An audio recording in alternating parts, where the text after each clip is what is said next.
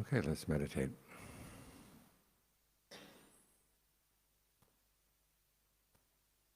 As always, start with thoughts of goodwill, a wish for true happiness, realizing that true happiness has to come from within. It's a quality that you can develop by developing your own inner resources. So your true happiness doesn't take anything away from anyone else's. In fact, the more happiness you can find from within, the more you can offer to other people. So to wish yourself, may I be happy, it's not a selfish thought. So hold that thought in mind for a minute.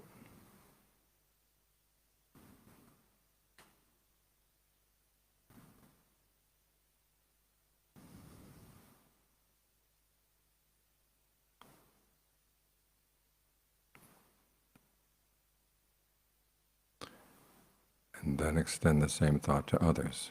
Start with people who are close to your heart, your family, your very close friends. May they find true happiness too.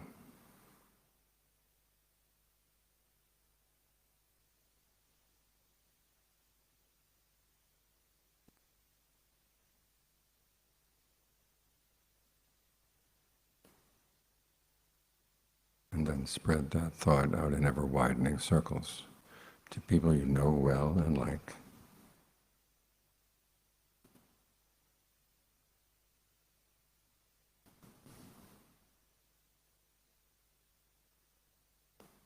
To people you like even though you don't know them so well.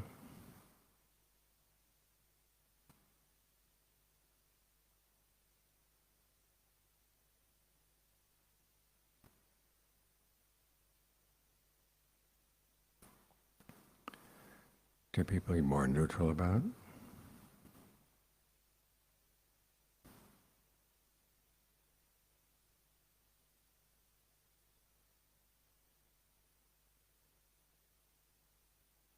And to people you don't like. Remember that true happiness has to come from causes. When we're extending goodwill to others, we're not saying, may you be happy doing whatever you're doing. If people are acting in unskillful ways, you hope that they come to their senses, see the error of their ways, and start to behave more skillfully. And that's a thought you can have without hypocrisy. Realizing that the world, the world would be a much better place if everyone could find true happiness within.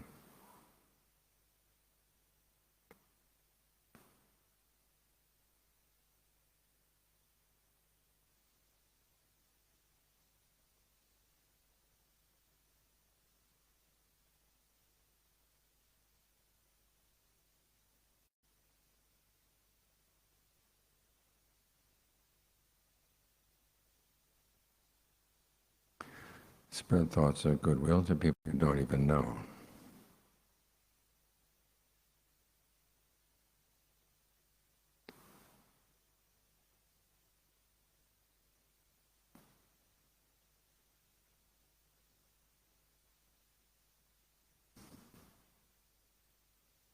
And not just people, living beings of all kinds. East, west, north, south, above and below, out to infinity.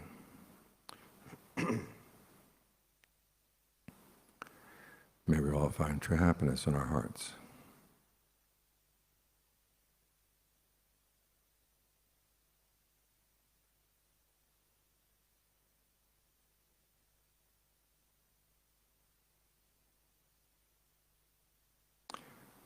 Now bring your attention to the breath. You know the steps. So you focus on your breathing while I give the Dharma talk.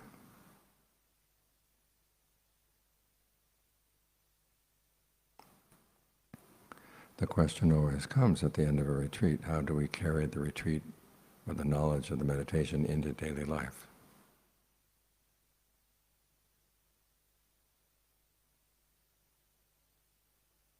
Ideally, I would not be giving this talk until this evening, so just file it away. Two issues come to mind, actually three. One time Ajaan was asked at the end of a retreat how to carry the practice into daily life, and he said, focus on the 5 precepts. The people who heard that were upset. They thought he was implying that lay people can't really practice in daily life. But that's not the case. The 5 precepts provide a foundation for training the mind.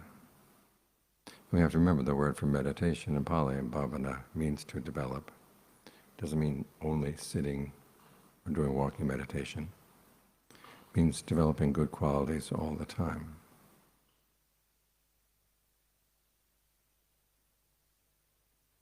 And the precepts in particular provide a good test for your meditation as you go through the day. You know the 5: no killing, no stealing, no illicit sex, no lying, no intoxicants.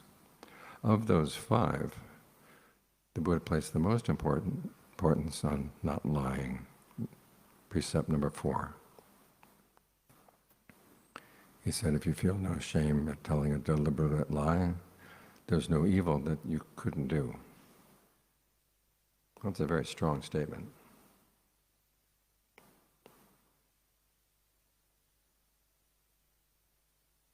And yet of the 5 precepts, it's the easiest to break. So that's one way of developing your mindfulness and your alertness and your ardency. Make sure that you don't break the 4th precept. As we mentioned yesterday, developing the precepts, developing virtue this way, does exercise the qualities you need as you meditate. Mindfulness, the ability to keep something in mind. Alertness, the ability to know what you're doing while you're doing it. And then ardency, the desire to do this well. And it's in the ardency that you're going to find the discernment. Because there will be challenges. Someone will ask for some information. You're suspicious that they might abuse that information. So how do you not divulge the information, at the same time not lie?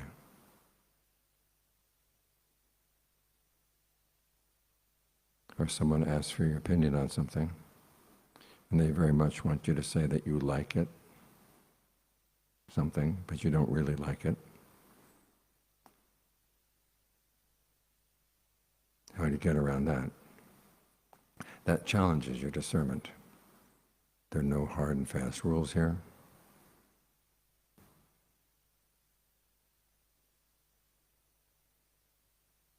But realize that the typical way of dealing with difficult situations like that is just to fudge the precept. But tell yourself, no, you're going to stick with the precept no matter what.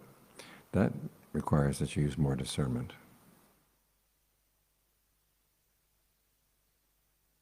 So in the course of holding to the precepts, especially the precept about your mouth, you're developing good qualities in the mind, the qualities that you'll need to get into concentration, and you need to develop your discernment.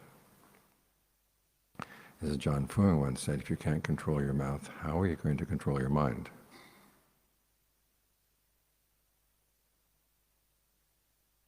The Buddha laid down 3 tests for right speech. The first test is it true? And if something wasn't true, okay, throw it out, don't say it. Next test is, if it is true, then the next test is it actually beneficial? Does it serve a purpose? If it's true, but it's not beneficial for that particular circumstance, don't say it. And then 3, is this the right time and place for that? Because there are times when you have to say something that is pleasing, which means that if you have a point to criticize somebody else, you have to figure out how to put it in a way that they will actually be willing to listen.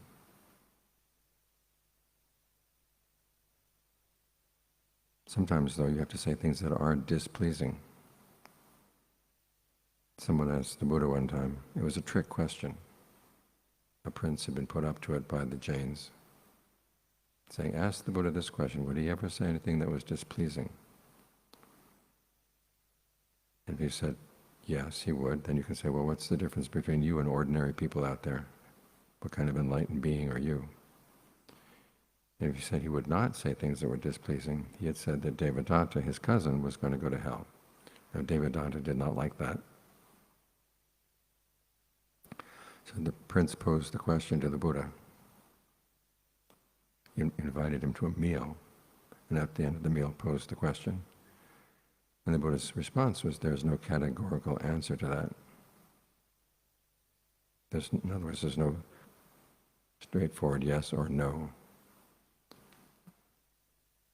And as the prince said, okay, you've defeated the Jains. Then he explained the situation. And so the Buddha asked the prince, suppose your child got a sharp object in its mouth. What would you do? The prince had a baby boy lying on his lap. He said, with one hand I would hold the child's head, with the other hand I'd take the finger and get the object out of his mouth, even if it meant drawing blood. Why is that? Because I have compassion for the child. The Buddha said in the same way, there are times when he had to say displeasing things. And then he went through a whole list of things were true and beneficial, true and not beneficial, true, beneficial, timely or not timely, to show the tests that he would make for his speech. That's a good series of tests for you to adopt in your own life. Be careful about what you say. As Ajaan would say, you went to all this trouble to become a human being with a human mouth. So bow down to your mouth every day. In other words, use it only to say things that are true and beneficial and timely. And if you make a practice of that, it develops a lot of good qualities in the mind, and it creates the right atmosphere for your own practice. That's point number one. Point number two, we mentioned yesterday, that as you go through the day, you're going to be seeing things and hearing things, smelling, tasting, touching, thinking about things. And you want to be very careful about how you go about that. If you look at something for the purpose of lust or for the purpose of anger or any defilement, don't look at it in that way. Or if you find that by looking at an object in a certain way does give rise to lust or anger or jealousy, either don't look at it or try to look at it in another way as well. In other words, look at your engagement with the senses in terms of cause and effect. One, who's doing the looking to begin with? Your anger, your lust, your greed? If that's the case, try to find some other reason for looking or listening or any of the other senses. And secondly, look at the effect that your engagement with the senses has on your mind. Because in some cases, it's not the case that we're simply passively sitting here minding our own business and then something comes along to excite our anger or excite our greed or our lust. All too often, we're out looking for trouble.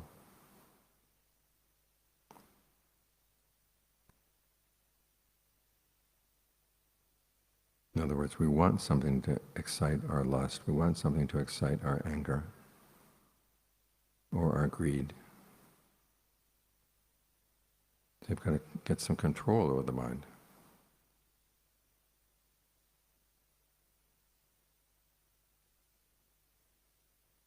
So this doesn't mean you go around with blinders on your eyes or plugs in your ears. But it does mean that you look very carefully at your reasons for looking at things, reasons for listening to things. You see this especially clearly when you turn on your computer or get onto the internet. You have to ask yourself, why? What do I want out of this?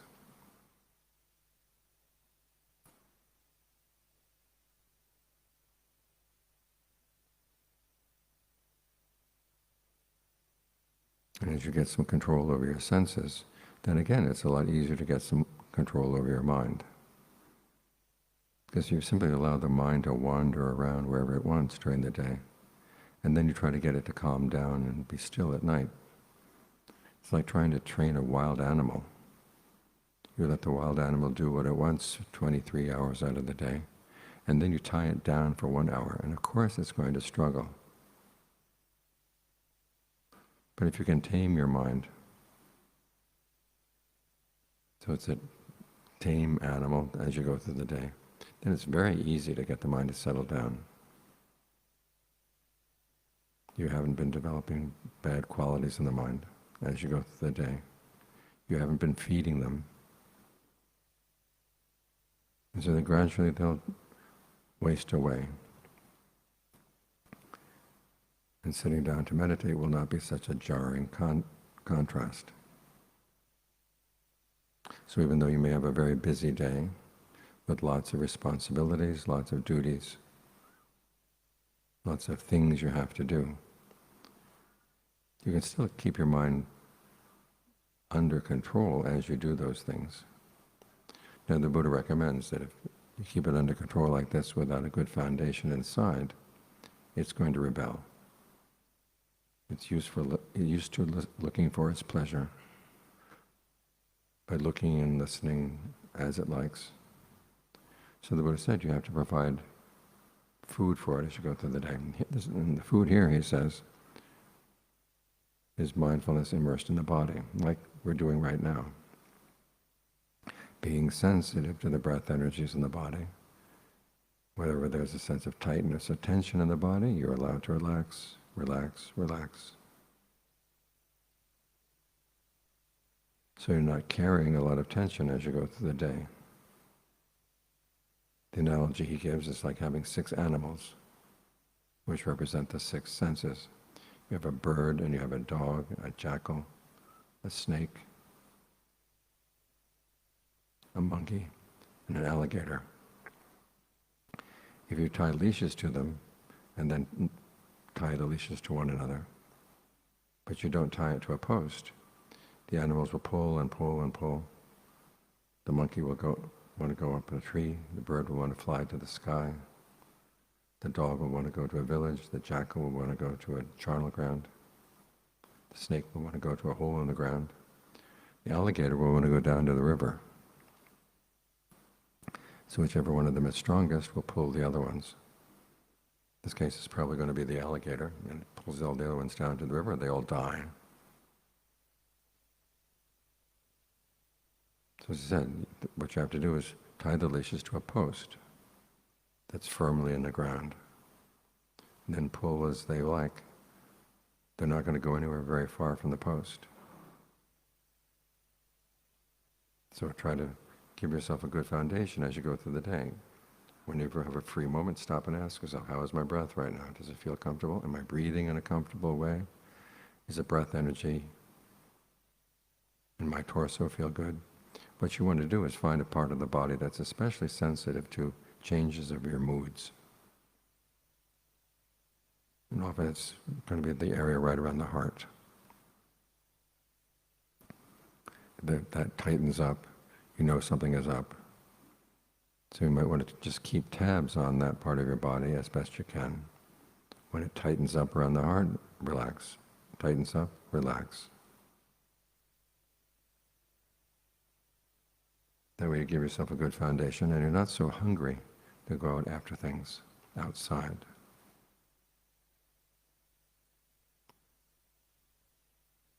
So use the breath as an anchor as much as you can. Now you may think, well, this is asking me to take on one more duty in the day in addition to the ones I already have. You might think it's like you're trying to juggle a couple of balls in the air, and we're asking you to take in one more ball. So it doesn't just make it more complicated. Don't think of it that way. Think of this, the breath as a place where you can stand. Ordinarily we go through the day, we're juggling many things, and we don't have a good solid place to stand. So of course we're going to drop things. But if you have a good solid place to stand, the breath is always right here. When you get up and leave the temple, you don't leave the breath at the temple. When you leave home, you don't leave the breath at home. You take it with you wherever you go. So make it a good foundation, so you can stand on something solid and juggle your other responsibilities a lot more skillfully.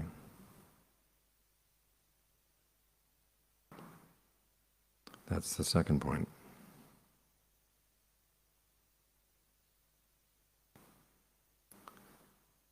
The third point is to ask yourself, as you go out into the world, what do you want to accomplish?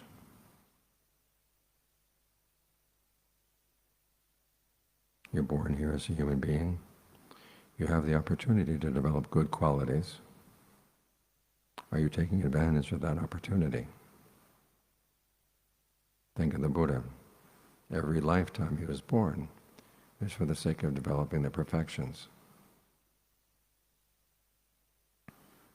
And you can ask yourself, as you go through life right now, we're living in a world that's very tumultuous, where people seem to be having less and less tendency to help one another.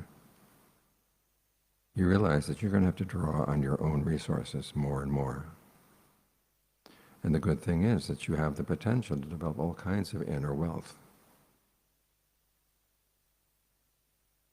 For example, when you generate thoughts of goodwill, you don't have to depend on other people being good. You can have your own independent source of goodness inside.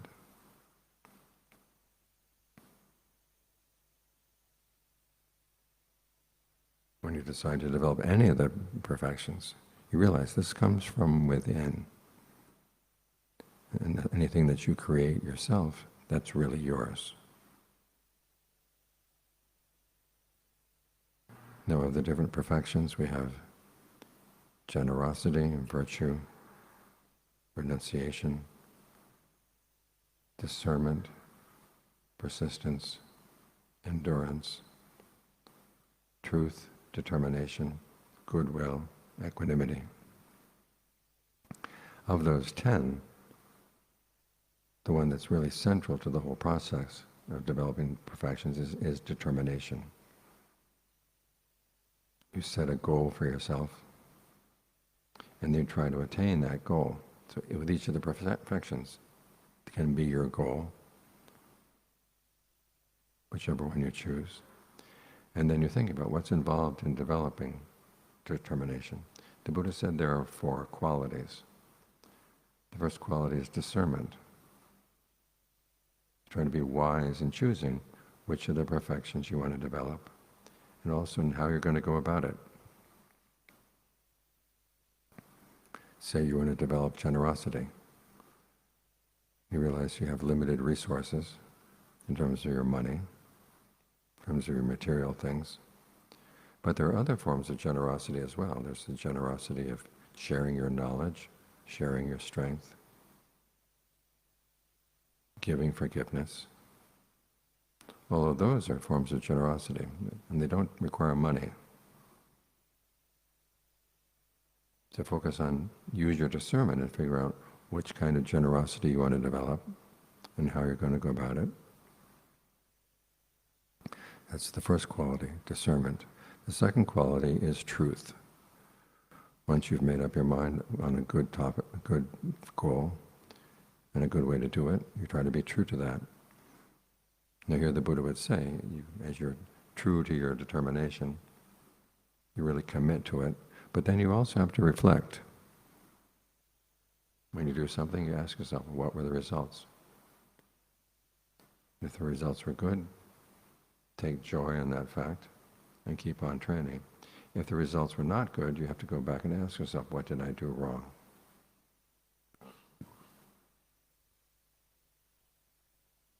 What can I change the next time around? Use your ingenuity, or talk it over with someone,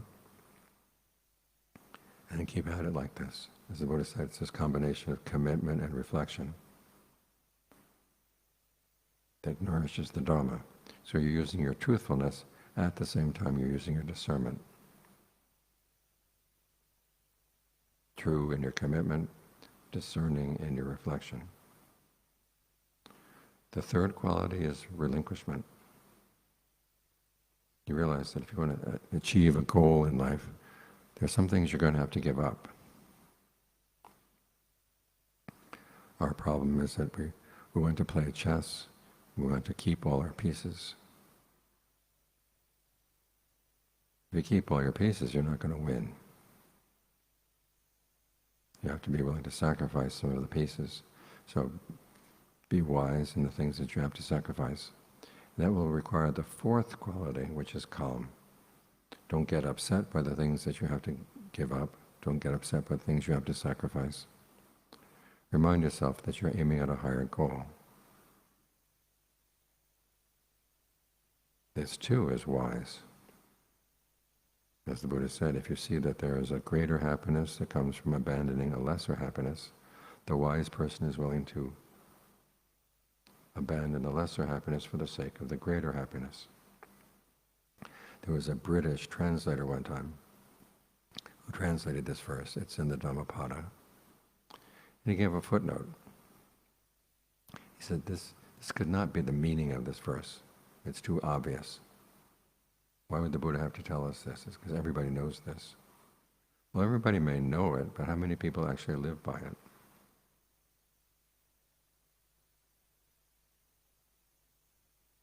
So be calm and realizing that yes, you do have to give up some things, but there's the reward of achieving your goal.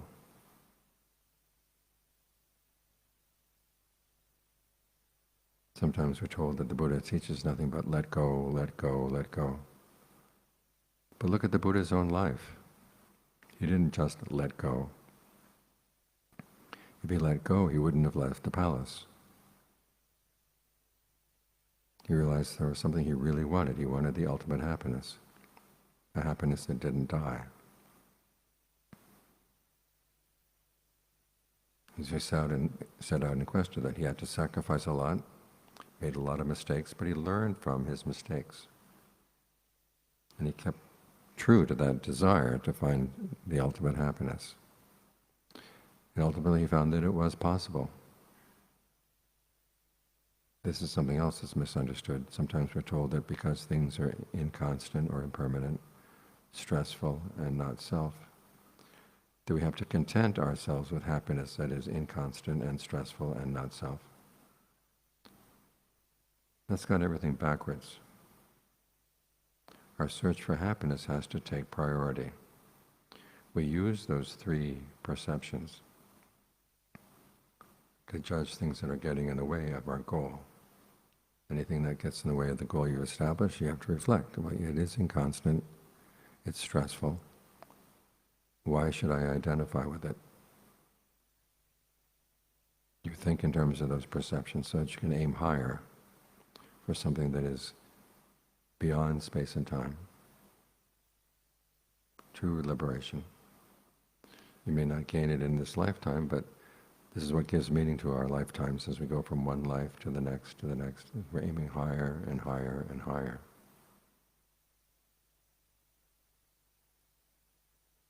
And it's just the way that we can create wealth from within. The world economic system seems to be designed for certain people to get everything and nobody else gets anything else. There's nothing left over for the rest of us. That's the nature of the wealth of the world. They give it to you, but they can take it away. But the wealth that comes from your own perfections, that's yours. And if you don't abandon it, it's always yours.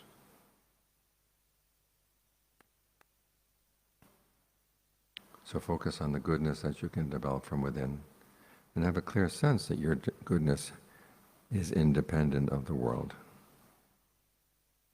Sometimes we're told that the idea of an independent self is a bad thing. But again, the Buddha never said that. You want to be independent in your desire for true happiness. You want to be independent in creating wealth from within you. And it is something you can do. That's what the Buddha did. Nobody told him to become a Buddha. It was his own aspiration. Nobody told him to stick with the path. In fact, many times people discouraged him, but he stuck with the path. And now we have the benefit of that. And the good thing about the goodness you develop from within, even though you take it with you when you go, you leave goodness behind as well. The goodness of your example, the goodness of the things you've done to help others. It's a wealth that keeps growing. It's a way of looking for happiness that does not create divisions. Some people look for happiness in a way where they want all the wealth, they want all the status, they want all the praise, they want all the pleasures. And when they gain, other people lose. That's going to be a very unhappy world. But when you look for your wealth in being generous, virtuous, developing the mind, you gain, other people gain.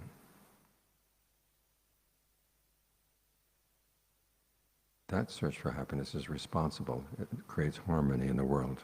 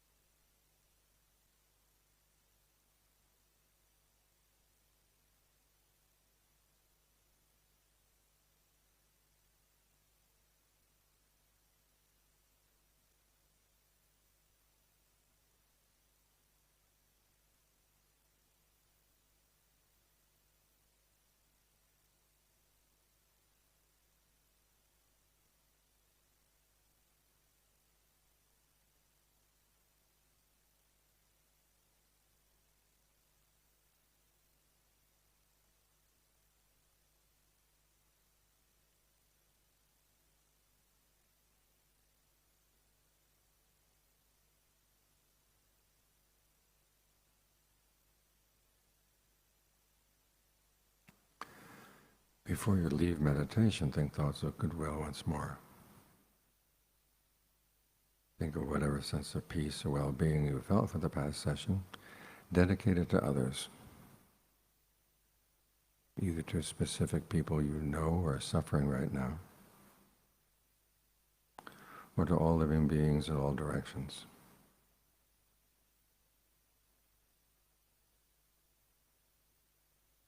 May we all find peace and well-being in our hearts.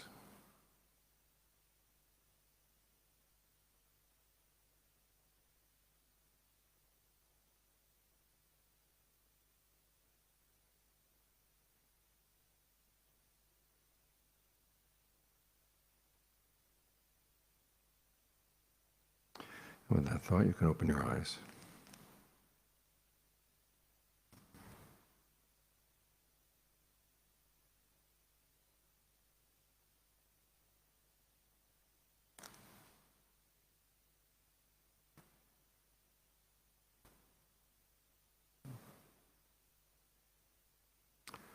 Any questions?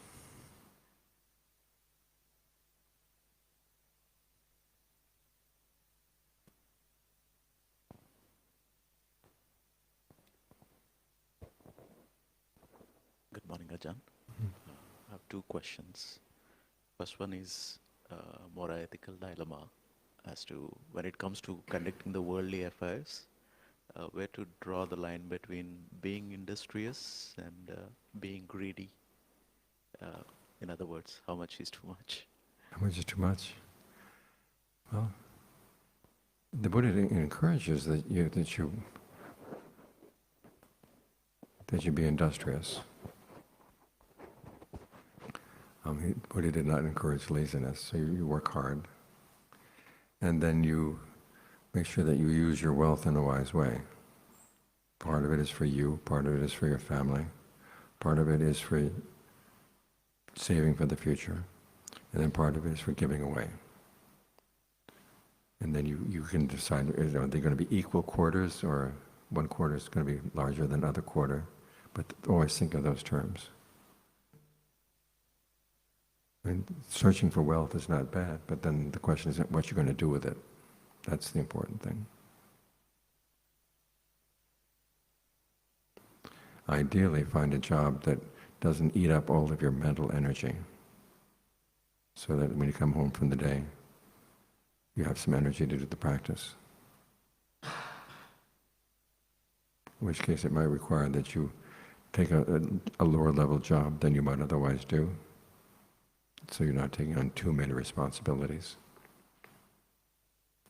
But if you find that you're really talented in something, do your best. There are no hard and fast rules. You had another question? Yeah. Second question is about in some societies there is a tendency to exploit the goodness of others. Mm-hmm. So, how to be good but not gullible? Be good but not? But not gullible. Not gullible? Yeah. Okay. If you're going to be generous, look for people you feel really inspired by. Look for? Look for people that you really are really inspiring. Don't just give. I mean, the Buddha said, you can give anywhere you want where you feel inspired, but if we want to get the best use out of it, you have to think carefully about what do I have to give, who would be an appropriate person to receive that, who would make the best use of it. Either use it well, take care of it. And that requires that you look carefully. Don't be too quick to judge other recipients of your gift. Look for a while.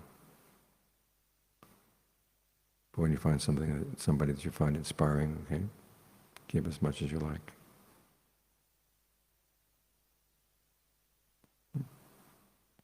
Thank you, Ajaan. Mm-hmm.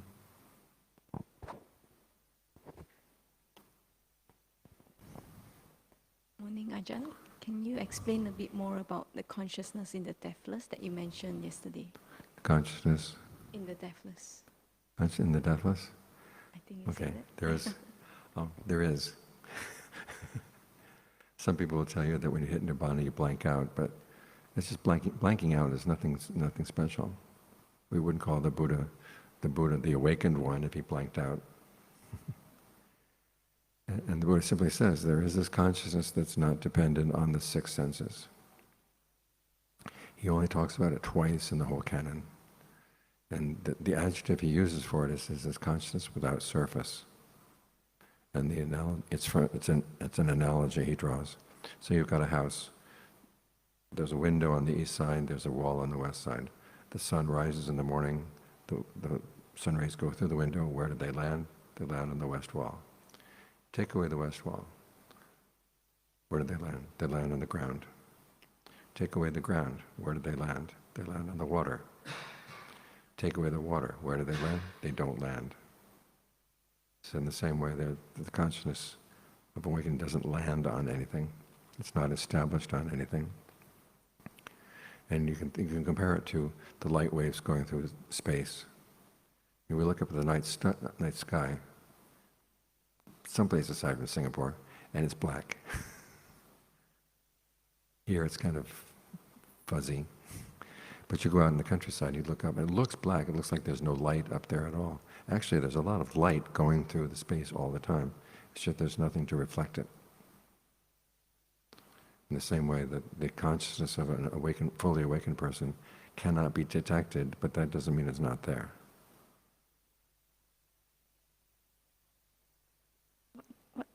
What does the wall and the ground and the water represent? They represent the different food for consciousness. You have contact, you have intentions, consciousness itself, and physical objects. Those are the things that the consciousness feeds off of. In this case, the consciousness doesn't have to feed off of anything.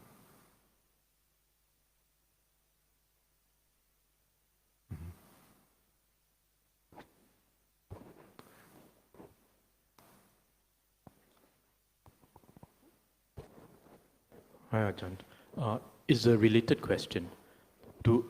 Just now the instruction was to use the breath as the foundation. Mm-hmm. There comes a time when the body is no more, the breath stops.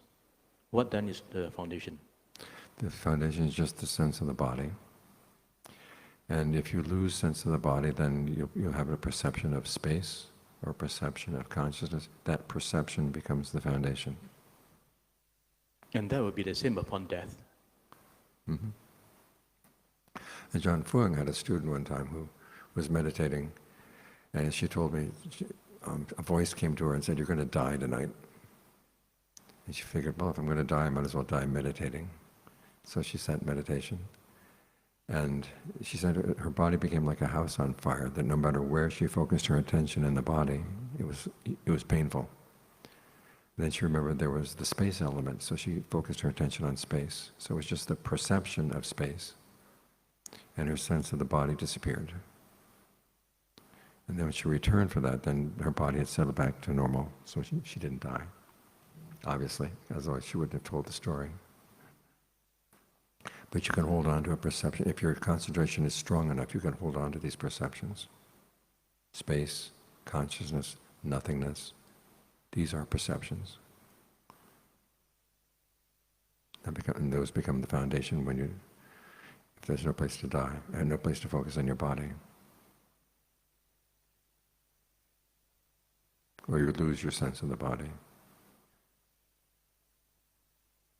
As the Buddha said, when you die, ordinarily your consciousness latches on to craving.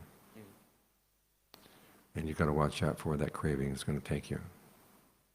The image he gives is of a wind that blows a fire from a house. And you've probably seen house fires. The fires go in all directions because of the wind. So you have to be very careful about what you hold on to as you're going. If you don't want to be reborn, you have to be really, really skillful. Otherwise, try to be born in a place where you get to practice the Dharma.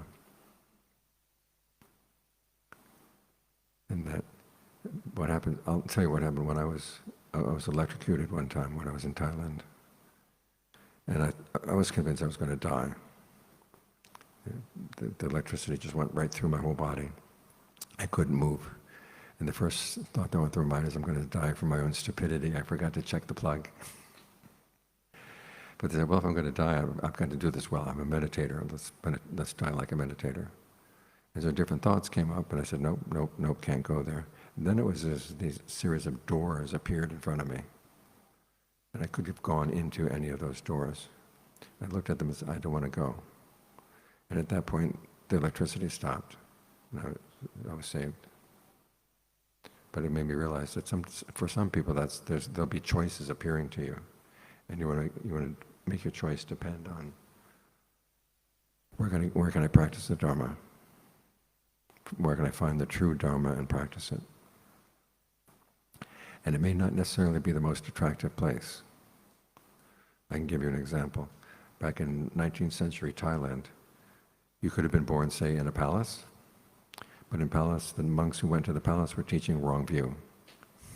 There is no jhana, there is no nibbana anymore.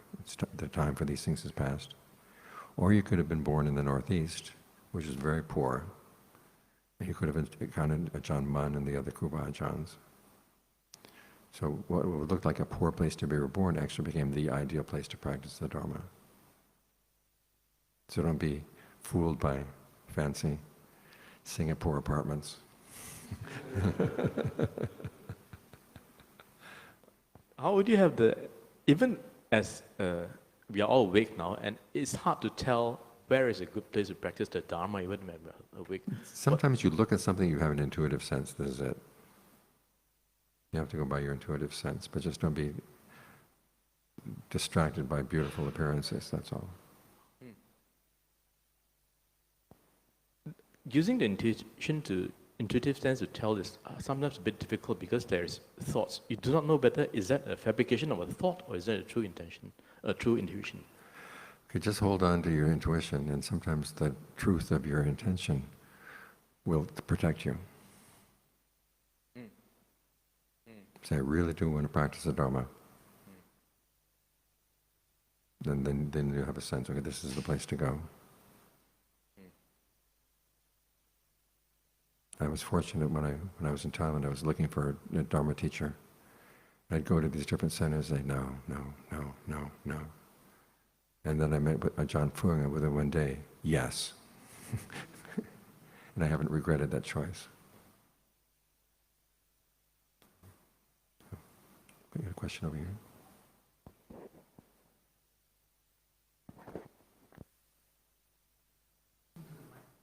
Hold it like an ice cream cone. It wasn't on. Wasn't on. Ajaan, I have a question regarding the practice. Like, how do we strike a balance between striving in the practice and striving too hard? You know you're striving too hard if at the end of the day you just feel totally worn out. You should feel refreshed by your practice.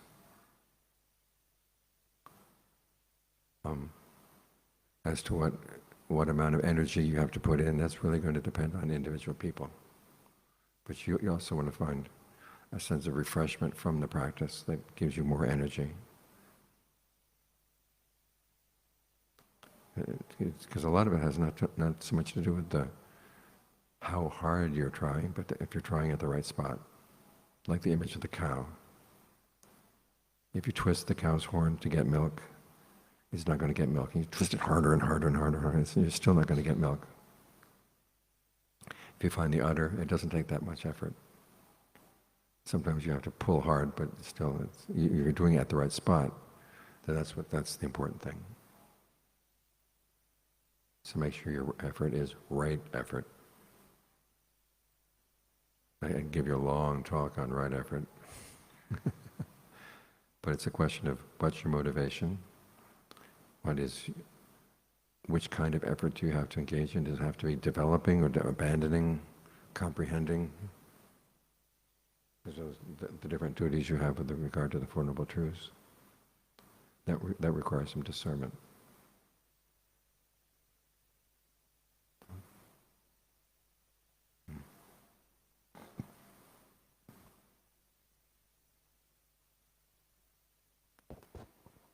You know the story of Tun King in the forest. When Tun King was in the forest, Ajaan King Jokun King. What do you call him now? Jokun King?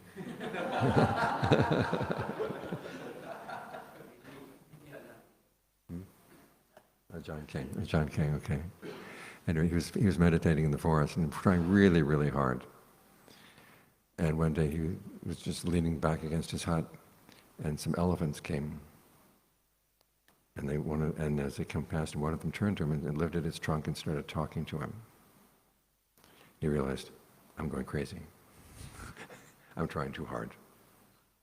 So if you start seeing elephants talking to you,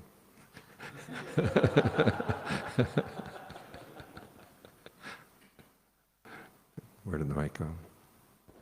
Ajaan, what is your advice in progressing gradually from breath to contemplation in a single long sitting meditation?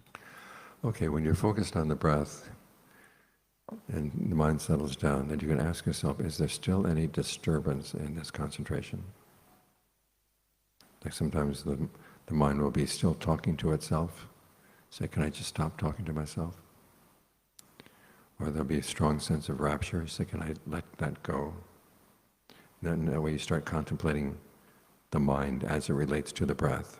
That's one way of contemplating. The other way is when you feel that you've rested enough, you can bring up any object you know that you tend to be attached to.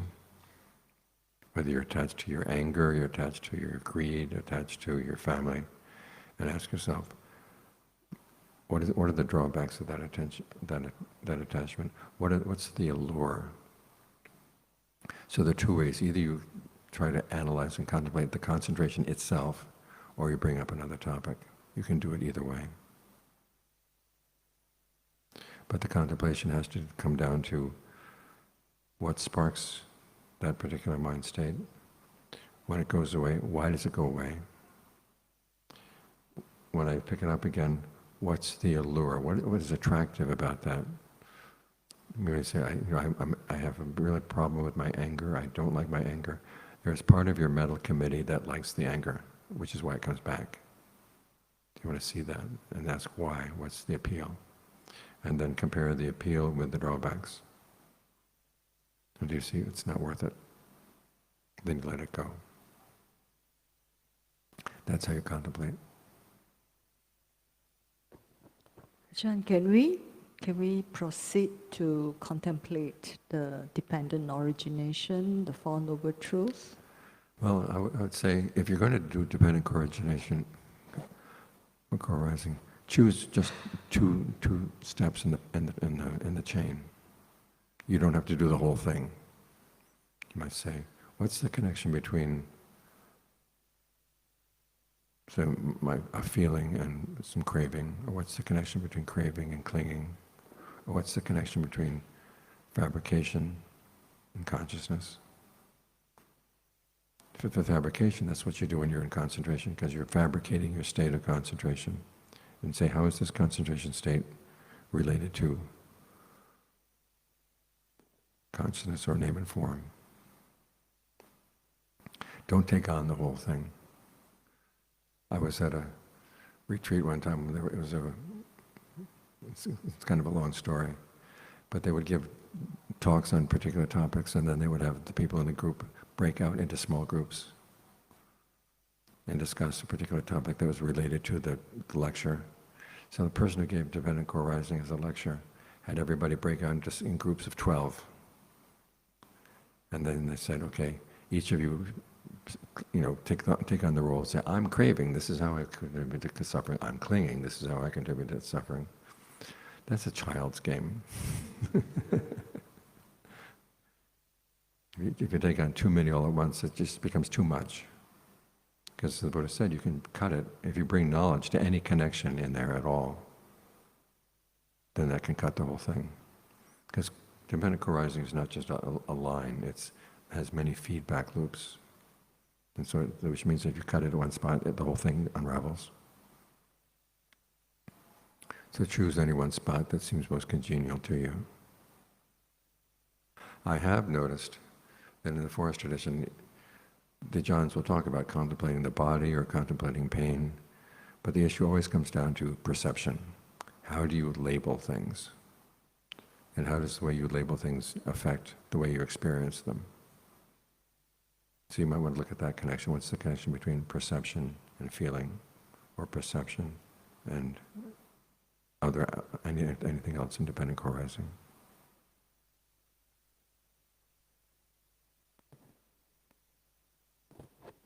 Ajaan, so when I'm doing breath meditation, I tend to focus at the tip of my nose, partly because that's how I learned to meditate when I was just starting. But then you also talked in this method that we're practicing about focusing anywhere that's congenial, so it could be like in the heart area or in the dantian area. And just for me, I just don't really see how I have tried, but I keep going back to the breath because I have this idea that when you want it to be more refined and subtle, it has to be like, at a point that's more sensitive and then smaller and smaller. But these are like large areas. And so could you like help me understand a bit more like how to think about this idea of the refined breath? Okay, well, the refined breath is everywhere in the body. We're talking about the energy of the breath. And when the air, as the breath gets more and more calm, there's going to be less and less and less air here for you to focus on, right? But the mind is usually not ready yet to just go into space at that point. So you need a part of the body that's more solid, and where the energy is still flowing, despite the fact that the air is becoming very gentle. And so just ask yourself, where does it feel like there are sort of centers of energy in my body, and focus there. As I said during the talk, I've noticed in my own case that if an emotion comes up, it tightens up right here. So I make it my goal to just keep that open, relaxed, open and relaxed. Because it accomplishes two things. One, it keeps tension from them building up in other parts of the body. And two, it's kind of like an early warning system. When something gets tight here, okay, what's happening? You can't see that at the nose. Thank you, Ajaan. Hi, Venerable. I have got two questions. The first one is, I have this hip problem, which the physiotherapist thinks that there's some tear in the structure, which is not confirmed. So he speculated that it may be due to sitting cross-legged. So, is there any recommendation other than for sitting meditation other than the cross-legged position? You can get a bench where you're basically kneeling. You put your rear on the bench. You can get a little bench. Okay. Bring it back. And then sit on that and kneel on the ground. Oh, so the legs is under the... Right, under. Oh, Yeah. okay. You can switch sides. Yeah, that's what I'm doing for Yeah. the retreat. Yeah. Yeah. Yeah, but you can also try the bench, try sitting on different sides. Sit in a chair. Yeah. Okay. The other question is, speaking about intuition,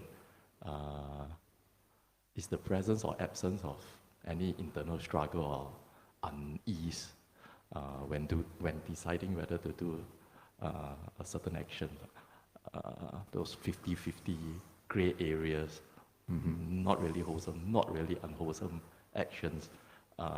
Is it a good gauge the presence or absence of internal struggle? Is it a good gauge to proceed or not to proceed? You want a little meter that tells you what to do? You have to decide for yourself. It's because sometimes the right thing to do is going to involve an internal struggle. Now, if it's neither good nor bad, it's just kind of one of those choices you will make in life. You can figure, toss a coin, and the side that comes out, and if something inside you says, "Ooh, no, I didn't want that," then you know.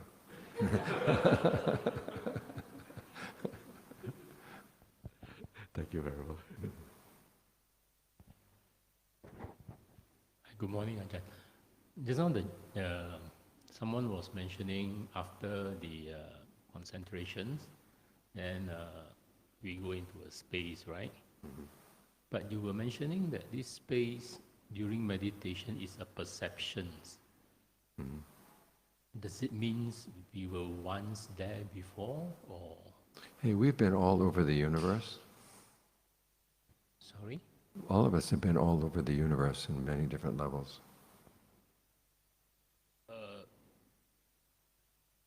Okay, my understanding of perceptions is something that we have experienced before. You've experienced space. You move your hand around, there's space right here. Yeah, I mean, we experienced this space. Yeah. What about the meditation space? Okay, again, it's just, what happens is that as the breath energy gets really, really still in the body, you begin to realize that your sense of the shape of the body depends on the movement of the energy. When the breath gets really, really still, the body begins to lose its shape. The outline, it gets very fuzzy. It becomes more like a cloud, little sensation dots. And then you can focus on the space between the dots and realize that space doesn't have any end, it extends out. Okay, but Because the thing is that you don't feel, there's no sense that there's anything pushing against anything else in the body.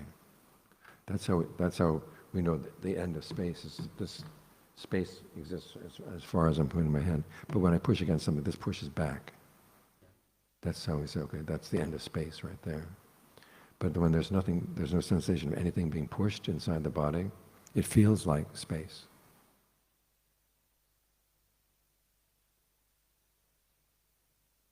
okay, is that a sensation? Okay, I'm not trying to give a meaning to it, but so is that a sensation? Yeah. There'll be a sensation that there is no obstacle. You're not running into any obstacle. So I understand. So just let it be and Cultivate it.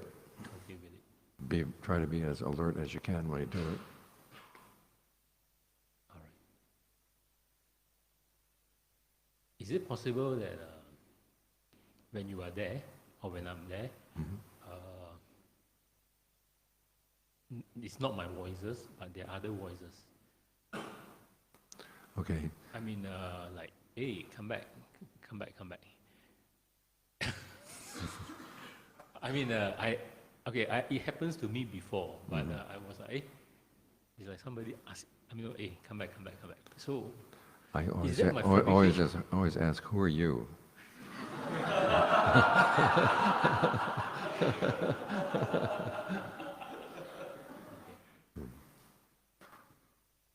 So I can that be perceived as my own mental fabrication? It could be your own mental fabrication, it could be somebody else. As long as you know where you are, and you realize, okay, you can easily go back to your sense of the body. What you want to make sure is you don't leave the body. Just let it dissolve, but you stay right here. Okay. Thank you, Ajaan.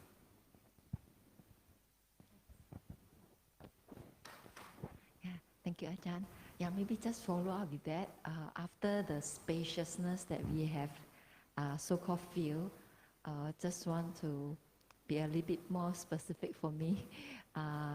The contemplation, maybe a bit more detailed. Okay, if you can get so that the breath and the body is still, then you can see the movements of the mind a lot more clearly. It's like tuning a radio. The less static, the more you can hear the message. Which is why the Buddha would advise, if you want to do contemplation, it's best done when the breath gets totally still in the body. But you haven't gone to space. You stay with the body.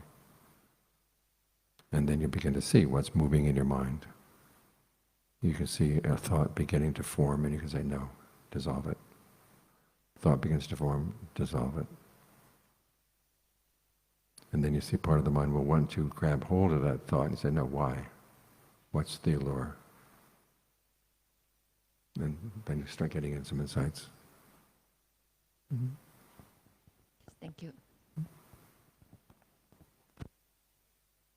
I just wanted to clarify on the meditation technique. So I place my attention on the breath energy at the back of my neck.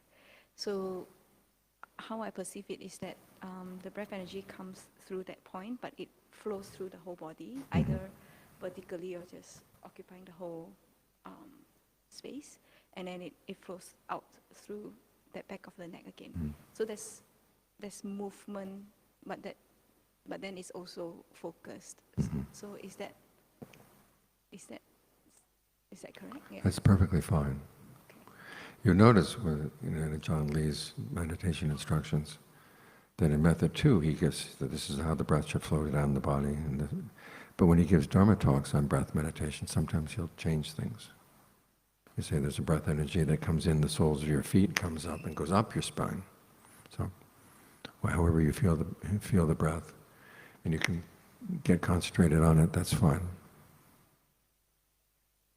And with the movement, so I have also taken liberty to play with it, right? So from the hands to the other hand. But with this movement, how does the stillness develop? The stillness develops by the fact that you are focused on that one spot. And as the breath energy needs in the body get met, you feel less and less need to breathe. It's like breath energy is filling the body, so you don't need to pump it in anymore. And then you can just sit there you don't feel like you're breathing at all. Sometimes I do lose the attention there, then I try to bring it back as well. Yeah. Mm-hmm.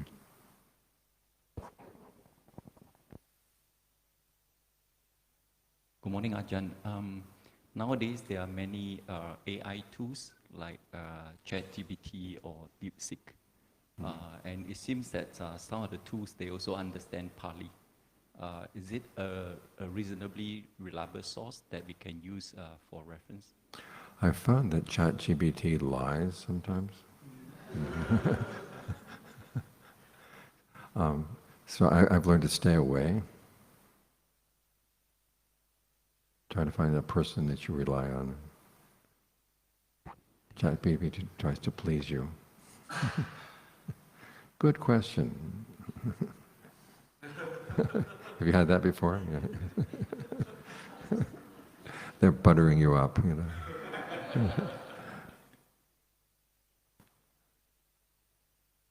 Thank you, Ajaan, for teaching us. First, I would like to thank for the previous question that I made. I tried to work on it. I was able to overcome one particular thought. So it was a very helpful advice. And now for my next question, if I can see that the mind tries to flow, and not just flow, tries to come to a thought, and then I'm able to stop it. But then there are many times I would feel very tired from doing that, and then I'd feel a little bit defeated. Would you please give me additional advice on what I may be doing wrong again? Okay, when things are quiet, then that's the time to recharge your batteries. So you don't just sit there waiting for the next thought. You say, in the meantime, breathe in a way that feels refreshing. Let the mind rest. And then when the next thought comes, you zap it, and then you get back. So the more quickly you can do that, then the less energy you use up. May I ask a follow-up question? So sometimes I would also try to, when I feel tired, I try to think of all the Ajaans and all, of course the Buddha also, and it will give me, my heart would well up with joy, but then I feel tired again. Okay, you can fight your tiredness up to a point, then you say, I've got to rest. Make sure you get enough rest. Okay, I'll try that. Okay. Thank you, Ajaan.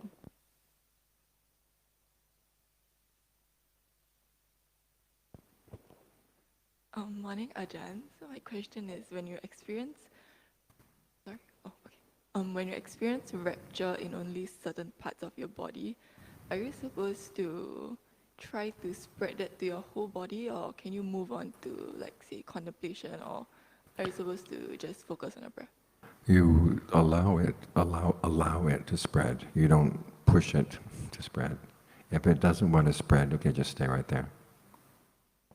And how do you allow it to spread? Just think that all the little channels in your body are open, and it can spread through those. Thank you. And as I said, if it doesn't want to spread, okay, don't push it. Then can I move on to, like, contemplation, or should I stay with the breath? Okay, you can stay with the breath. Thank you.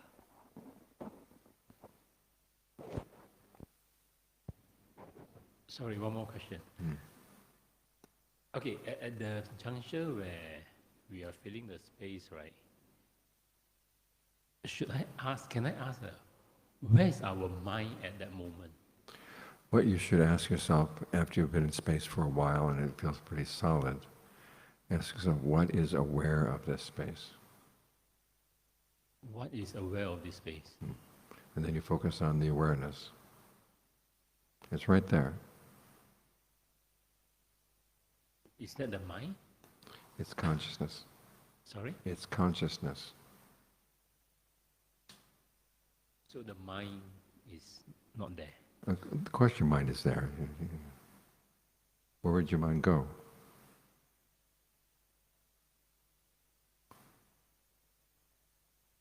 Your mind is always at the spot where you're aware. Sorry, can I understand one more part? Is when we put the focal point on our navel, our breast, is that the mind or is that some other thing? It's your alertness, and your mind is focused where you're alert. The alertness is a function of the mind. Oh, alertness is a function of a mind. Right. Okay. So can I say that there is a mind is also a perception? Mm-hmm. It is just Wherever you have a perception, your mind is there too. Perceptions are a function of the mind too. Oh, I understand.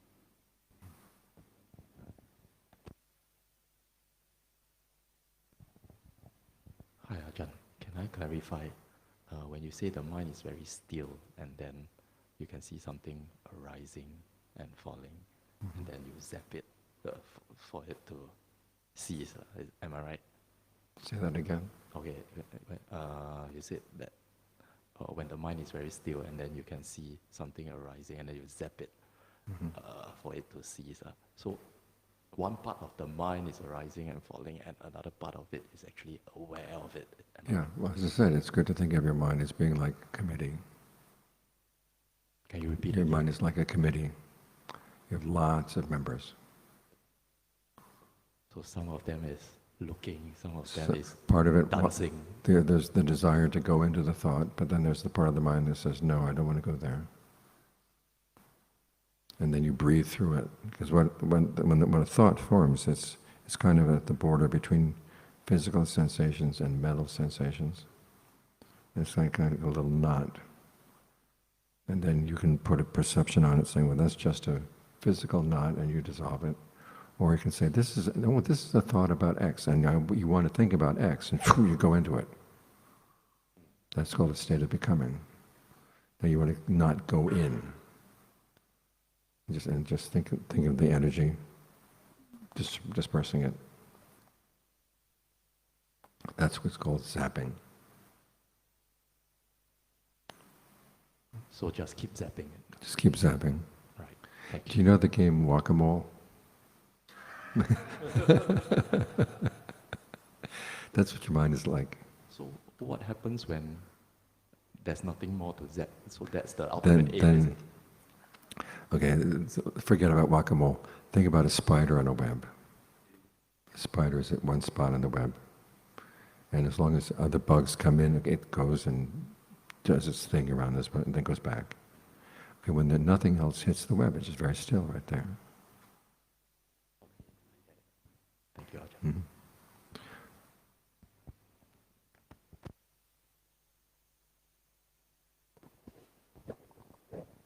Good morning, Ajahn. I got a strange unorthodox question. Mhm. Is there a mind door in the body?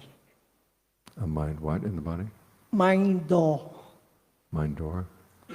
It's not in the body, it's in the mind. You have the eye door and the ear door, but you don't have a mind door in the body. In the body itself. Well, you have consciousness filling the whole body. Is there a specific point? Not really, no. Thank you. Way in the back.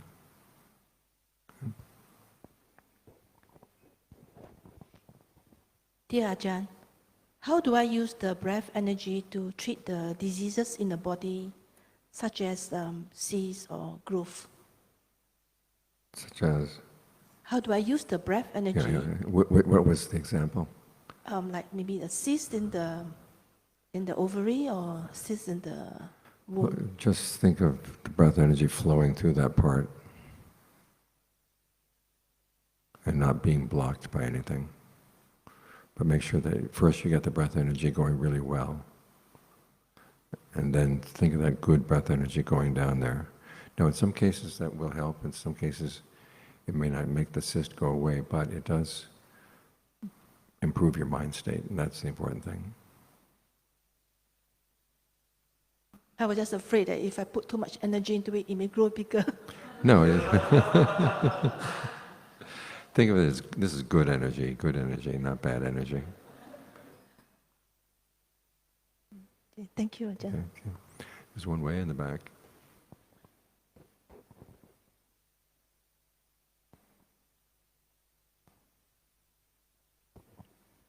Good morning, Ajahn.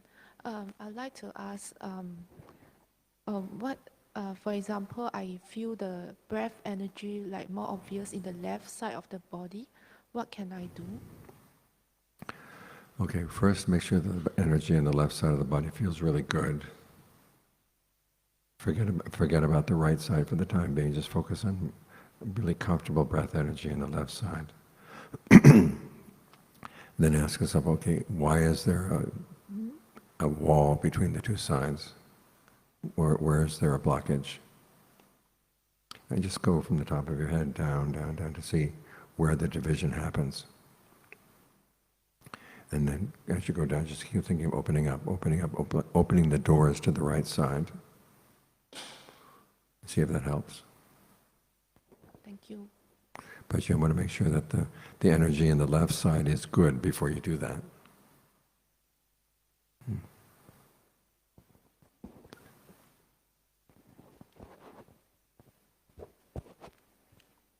Good morning, Ajahn. My sitting feels like an archer who is like ill-skilled. Occasionally, I will hit the bullseye, and the space filled. Then the space opened up. But most of the time, I felt that I'm like hitting everywhere, near, but not quite hitting the bullseye. I don't know like how do I increase like the mastery to have more consistency in the sitting. Okay. Can you please advise? Part of it lies in realizing that each time you come to a sit, you're bringing a different body, you're bringing a different mind. So what worked the last time may not necessarily work this time. Go back to the first steps. Start with it, Bhutto, Bhutto, Bhutto, and then follow through. And after a while you'll get a sense of, when you sit down, my mind state is like this. In the past I've had this mind state and I was able to do X and that worked. A lot of it is just one, being persistent, and two, saying, okay, if I don't understand this, back up. Go to the beginning steps again.